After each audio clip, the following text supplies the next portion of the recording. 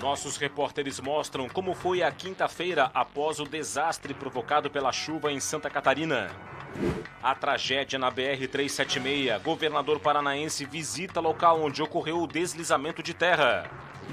Veja também, Polícia Federal faz a maior operação contra o uso ilegal do mercúrio em garimpos da história do país e cumpre mandados em Santa Catarina. Inflação na capital do estado registra aumento pelo segundo mês consecutivo, segundo o indicador do custo de vida. E ainda, empresários catarinenses planejam investir nas contratações temporárias para este fim de ano. Está no ar o Band Cidade com Rodrigo Cardoso. Olá, uma boa noite para você. O Band Cidade começa com os estragos provocados pela chuva em Santa Catarina. Florianópolis, como se sabe, decretou situação de emergência. Equipes da prefeitura definiram o planejamento para os atendimentos às áreas atingidas. Durante a manhã, a Prefeitura de Florianópolis realizou uma reunião emergencial na Defesa Civil, junto com todos os órgãos que estão atuando para conter os estragos causados pela chuva intensa. Nos últimos dias a gente teve quase 400 milímetros de água. Isso é 3 vezes o que chove no mês de novembro normal. A nossa preocupação nesse momento é identificar aquelas ruas que sofreram durante a noite e que nesse momento impedem que as pessoas se movimentem pela cidade. E o segundo ponto importante são as pessoas. Então a nossa área de assistência social também está em campo, identificando aquelas pessoas que têm algum tipo de carência, ou que precisam de um abrigo, ou que precisam de alimentação, algum outro tipo de necessidade, para que a gente possa suportá-las. A maior preocupação é com a mobilidade dentro da cidade. Alguns pontos estão intestados, seja por deslizamentos ou por alagamentos, como é o caso desta rodovia que vemos aqui atrás, que dá acesso a algumas praias da região de Florianópolis. Até agora, uma família de 3 pessoas foi realocada para um hotel mobilizado pela Prefeitura. E cerca de 1.000 pessoas estão desalojadas, mas abrigadas em casas de familiares e amigos. Durante a noite nós tivemos problemas especificamente de alagamento, tanto de áreas habitadas, com a necessidade de remoção de pessoas, como de vias, prejudicando a mobilidade de veículos particulares de transporte público.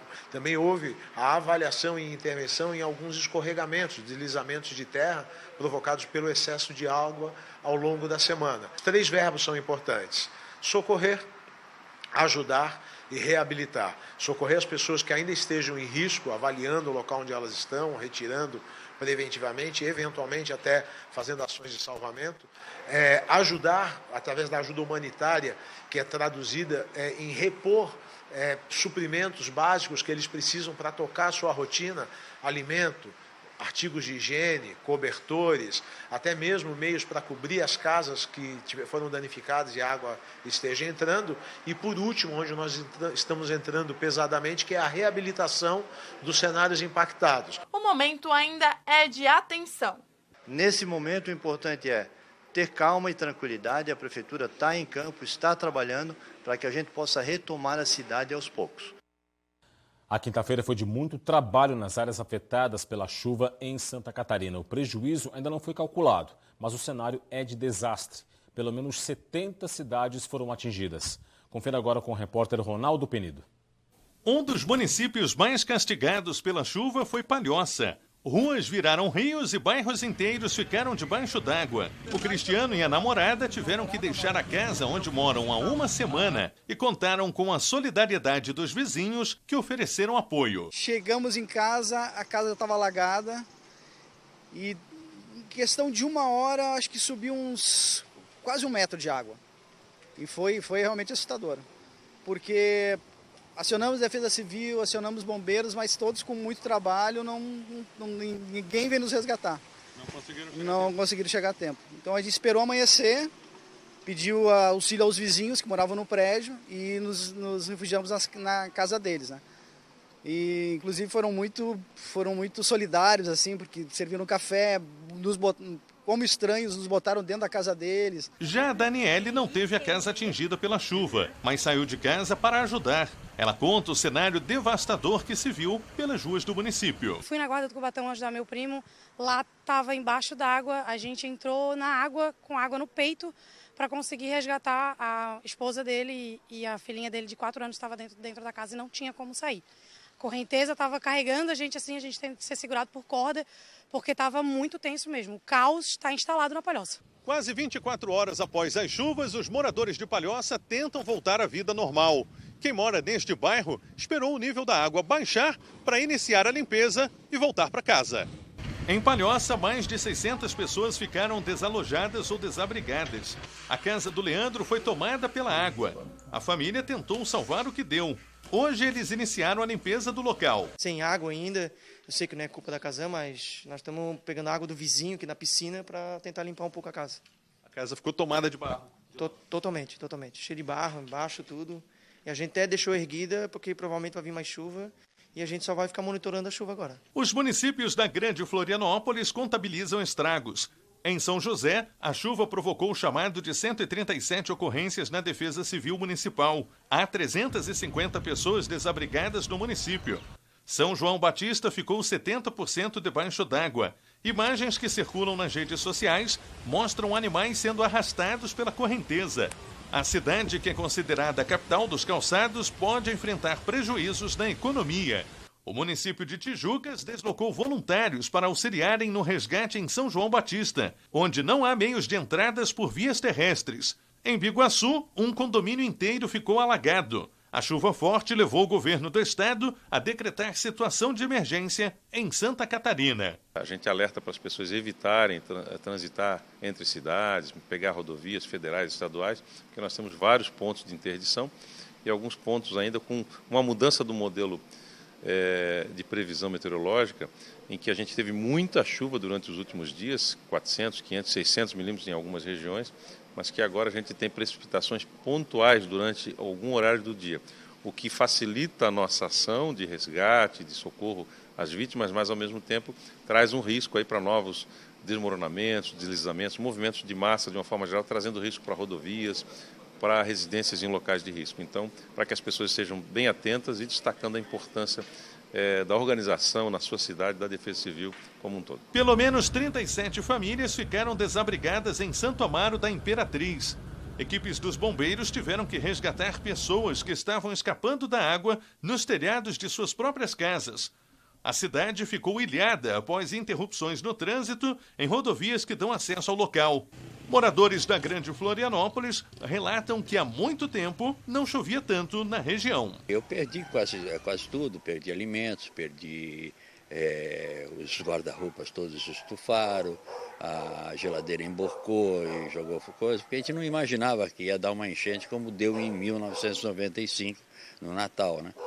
E deu novamente ali no Jardim Eldorado, praticamente em frente ao grupo escolar ali, que fica o rio ali, a ponte foi levada, tudo.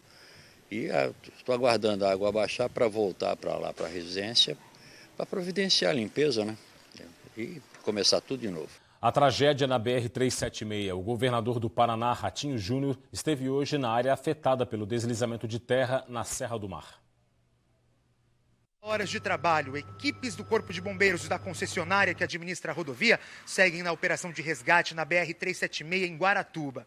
Durante a madrugada, parte da pista foi limpa. Drenagem tem sido feita para reduzir os riscos de novos deslizamentos.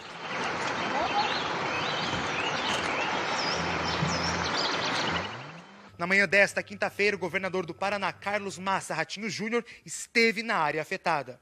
E a ideia agora é que o tempo um pouco mais firme possa dar tranquilidade para que a equipe do Corpo de Bombeiros, Defesa Civil e toda a equipe também da concessionária possa trabalhar de forma mais efetiva.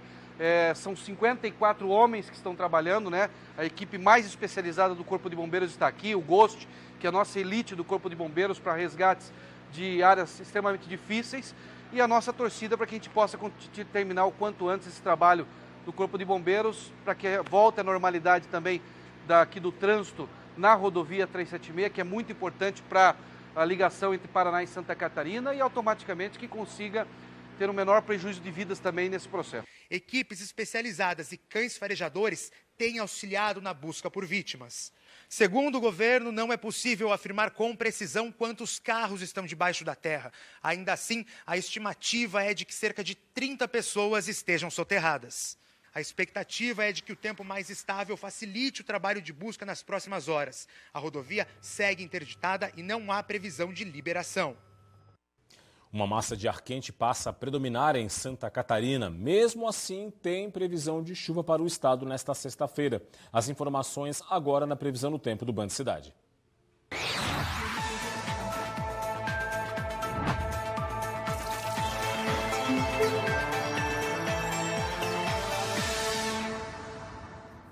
Na Grande Florianópolis e no norte catarinense, a sexta-feira ainda vai ter chuva, especialmente no início e no fim do dia. Nas demais regiões, nebulosidade variável, com aberturas de sol no decorrer do dia e chuva isolada à tarde, com o risco de temporais localizados. A chegada da massa de ar quente faz com que as temperaturas subam em todo o estado. Em Florianópolis, mínima de 22 e máxima de 28 graus. Em Blumenau, variação entre 19 e 31. Em Lages, mínima de 14, máxima de 27. E em Chapecó, os termômetros variam entre 18 e 31 graus. E logo mais depois do Band Cidade tem o Jornal da Band. Os destaques de hoje chegam com o apresentador Douglas Santucci. Confira. Daqui a pouco, no Jornal da Band, você vai ver. Nossa equipe esteve no local do deslizamento na BR-376 e acompanhou as buscas das equipes dos bombeiros da Defesa Civil da Polícia Rodoviária Federal. Nossas equipes também sobrevoaram o estado de Santa Catarina, onde enchentes atingiram várias cidades. Outras notícias das chuvas pelo país também estão no Jornal da Band. E vamos falar de Copa do Mundo. Todos os resultados da Copa, as crônicas de Elia Júnior, Glenda Kozlovski e muito mais informação direto do Catar. E ainda o resultado do prêmio Band Cidades Excelentes. Muitos municípios premiados pelo país e você confere no Jornal da Band às 7h20. Estamos de volta com o Band Cidade para falar da Operação Hermes HG, deflagrada pela Polícia Federal e pelo IBAMA para combater crimes contra o meio ambiente. A ação ocorreu em 7 estados do país, Santa Catarina entre eles. Foram cumpridos 5 mandados de prisão preventiva, 9 de prisão temporária e 49 de busca e apreensão nos estados do Mato Grosso, São Paulo, Goiás, Santa Catarina, Rio Grande do Sul e Rondônia. Os alvos das buscas foram residências, sedes de empresas, depósitos e áreas de mineração. Além disso, a Justiça Federal de Campinas, em São Paulo, determinou o sequestro de 1 bilhão e 100 milhões de reais em bens dos investigados. Os crimes estão relacionados ao contrabando e ao acobertamento de mercúrio, produto usado em garimpos nos estados da Amazônia Legal, Mato Grosso, Rondônia e Pará. Foi a maior operação de desarticulação de uso ilegal de mercúrio da história do país. Também fizeram parte da operação fiscalizações em áreas de mineração por parte do IBAMA e a apuração de condutas de pessoas físicas e jurídicas envolvidas com a importação e o comércio de mercúrio, recicladoras de resíduos e mineradoras de ouro, com sede em cidades de Santa Catarina, São Paulo, Mato Grosso e Pará. Tudo para combater um esquema de fraudes no Cadastro Técnico Federal, por meio do lançamento de dados falsos no sistema e comercialização de créditos virtuais fictícios para acobertar vendas e transporte de mercúrio sem origem legal. Outra operação deflagrada hoje pela Polícia Federal, a Segurança Legal 6, combateu a atuação de empresas clandestinas de segurança privada. 460 policiais federais fiscalizaram mais de 400 estabelecimentos entre casas noturnas, comércios, condomínios em todo o país, para encerrar a atividade de empresas que prestam segurança privada sem autorização da Polícia Federal. Vamos falar de economia agora? A inflação em Florianópolis registrou nova alta em novembro, após o registro de uma alta que ocorreu em outubro. Os dados são do Índice do Custo de Vida da Exagildesk. Aqui no Band Cidade, o telão tem as informações, vamos a elas. Olha só, em novembro, a alta da inflação foi de 0,53% em Florianópolis, 0,43 ponto percentual a mais em relação ao mês de outubro e uma queda de 0,30 ponto percentual na comparação com novembro de 2021. Entre janeiro e novembro, alta de 4,05% nos preços aqui na capital do estado e alta acumulada de 4,74% no conjunto dos últimos 12 meses. Dos 297 itens pesquisados, 89 tiveram aumento, 124 ficaram estáveis e 84 tiveram queda nos preços. Nos setores, a maior alta foi em transportes, 2,40%. É o índice que mais pesa, o item, que mais pesa na composição do indicador. E essa alta foi puxada pelos aumentos de 5,81% nos combustíveis e 2,48% no transporte público. Outras altas foram em educação, 0,93%, aqui não tem tanto peso na composição do índice. A alimentação, 0,44%, esse é o segundo maior peso no indicador, e a habitação com variação de 0,14%. Aqui o destaque foi o aumento do gás de cozinha, 2,29%. O índice do custo de vida da ESAG-UDESC reflete a variação dos preços dos orçamentos de famílias de baixa renda, de 4 a 40 salários mínimos. Recentemente você viu aqui uma pesquisa nacional sobre empregos temporários, não é? Pois hoje a gente volta ao assunto com o levantamento feito pela Federação do Comércio de Santa Catarina. Segundo a FEComércio, os empresários catarinenses estão dispostos, aí sim, para as contratações temporárias para este fim de ano. A pesquisa indicou que pelo menos 27% dos empresários têm a intenção de contratar trabalhadores temporários. Desse total, 62,5% disseram que pretendem manter os colaboradores extras por 3 meses ou mais. A boa notícia é que metade dos empresários entrevistados informou que o trabalhador pode ser contratado em definitivo após o fim do contrato temporário. Os segmentos que mais devem abrir postos temporários são lojas de doces, bares e restaurantes, além de lojas de departamento. De acordo com a FEComércio, o mercado está confiante com as vendas de Natal e a temporada de verão que se aproxima. A pesquisa ouviu 634 empresas nas cidades de Balneário Camboriú, Blumenau, Chapecó, Criciúma, Florianópolis, Imbituba, Itajaí, Joinville, Lages, Laguna e São Francisco do Sul. E começou a colheita da cebola. Os produtores do Alto Vale estão mais do que satisfeitos. O preço da hortaliça disparou e chegou a atingir os R$ 6,00 para o produtor. A comercialização começou no início de novembro e quem plantou as variedades precoces e super precoces se deu bem. O preço praticado hoje é até 3 vezes maior do que no mesmo período de safras anteriores. Nós estamos tendo preço aí hoje praticados aí na faixa de R$ 4,50 o quilo, né? Tivemos aí algumas semanas atrás aí preços girando aí até em torno de R$ 6,00 o quilo. Então, são preços aí bem satisfatórios, né? O que explica essa alta no preço é a pouca oferta do produto no mercado brasileiro, causada em parte por problemas climáticos em outras regiões produtoras. Se justifica por, digamos assim, falta de produto em outras regiões do Brasil, né? Que diminuíram muito o cultivo em função do alto custo.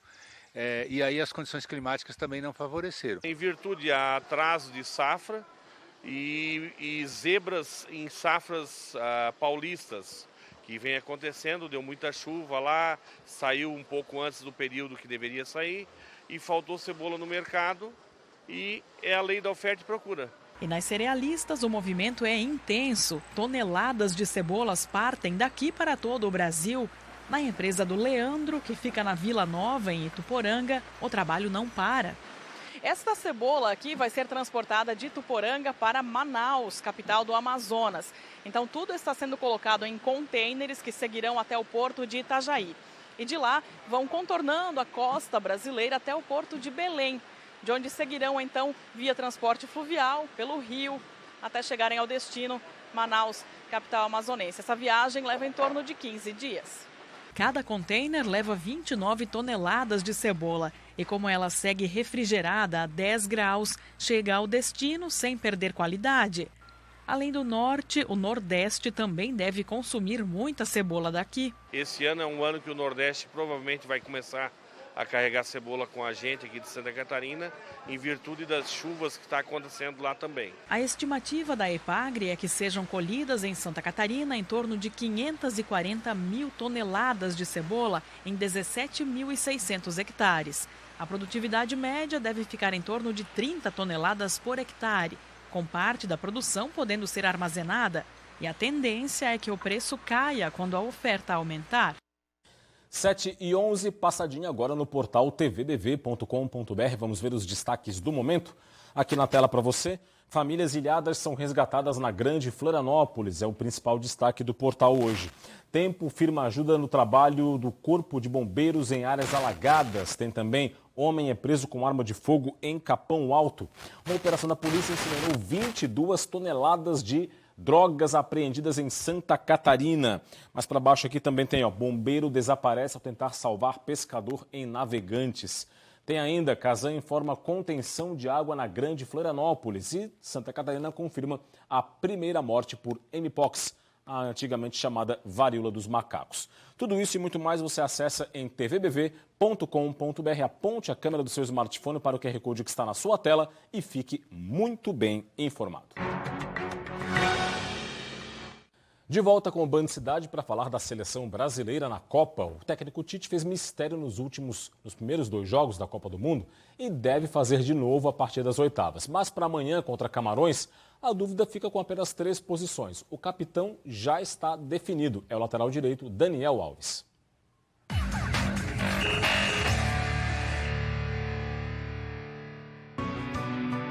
Dessa vez, o Tite mudou o comportamento e revelou o time e suas dúvidas para enfrentar Camarões. Durante a realização do treino fechado, a informação chegou via aplicativo de mensagens. Uma novidade até esse momento na preparação da seleção. São 3 posições em aberto. É a oportunidade que os jogadores esperavam para mostrar serviço.